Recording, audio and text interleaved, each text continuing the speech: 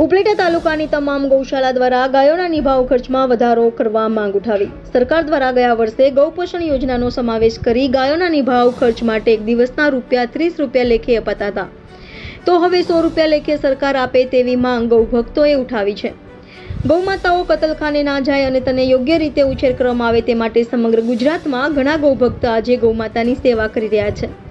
તેને ધ્યાનમાં રાખી સરકારે હાલના મોંઘવારીના સમયમાં ગૌમાતાના પોષણ માટે કે દરરોજ ₹30 આપવામાં આવે છે તેમાં વધારો કરી ₹100 કરી આપવામાં આવે તેવી ગૌભક્તોમાં માંગ ઉઠાવી છે. આજે ઉપલેટાના મામલતદારને તાલુકાને તમામ ગૌશાળાઓ અને ગૌભક્તો દ્વારા આપવામાં આવેલ આવેદનપત્રમાં ગૌપોષણ યોજનામાં વધારો કરવા માંગ કરી છે. રિપોર્ટર જગમાલ સુવા, ઇન્ડિયા 24 ન્યૂઝ, ઉપલેટા.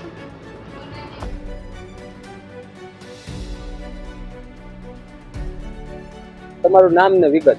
હું રસિકભાઈ એન લાલાણી, મેનેજર શ્રી ગોકુળ ગૌસદન અરણી. અમે ગૌશાળા તાલુકાની દરેક ગૌશાળાના પ્રતિનિધિઓ આજરોજ ગુજરાત રાજ્ય સરકાર શ્રીની મુખ્યમંત્રી ગૌમાતા પોષણ યોજનાની જે ગ્રાન્ટ આપવામાં આવે છે તે પશુ દીઠ ₹30 આપવામાં આવે છે.